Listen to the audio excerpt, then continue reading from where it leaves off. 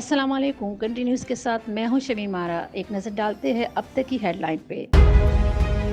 वज़ीर-ए-आज़म शहबाज शरीफ की चीनी सदर शी जिनपिंग से मुलाकात में स्ट्रेटेजिक पार्टनरशिप मज़ीद मजबूत करने पर इत्तेफाक कर लिया गया। वज़ीर-ए-आज़म शहबाज शरीफ ने दौरे चीन के दौरान चीनी सदर शी जिनपिंग और चीनी हम मंसब से अलग-अलग मुलाकातें की। इमरान खान का कहना है कि बड़ा मुजरिम जूते पॉलिश करते करते वज़ीर-ए-आज़म बन गया। पीटीआई का लॉन्ग मार्च गुजरावाला से गक्कड़ मंडी की तरफ रवाना है। शुरका से खिताब में इमरान खान ने कहा कि मनी लॉन्ड्रिंग के गवाह एक एक करके मर गए। राना सनाउल्लाह के केस में भी पता चला कि एक अफसर ने खुदकुशी कर ली।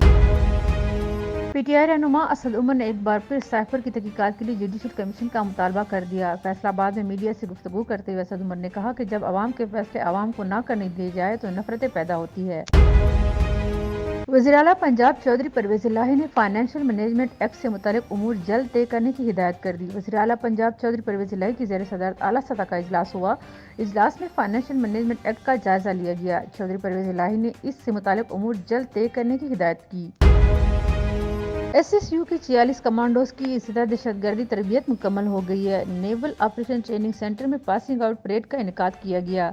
कमांडोज ने स्पेशल सर्विस ग्रुप नेवी की जानिब से कोर्स मुकम्मल किया। ये थी अब तक की कंट्री न्यूज़ की ताज़ा तरीन हेडलाइन। मज़ीद खबरों और अपडेट्स के लिए देखते रहिए कंट्री न्यूज़।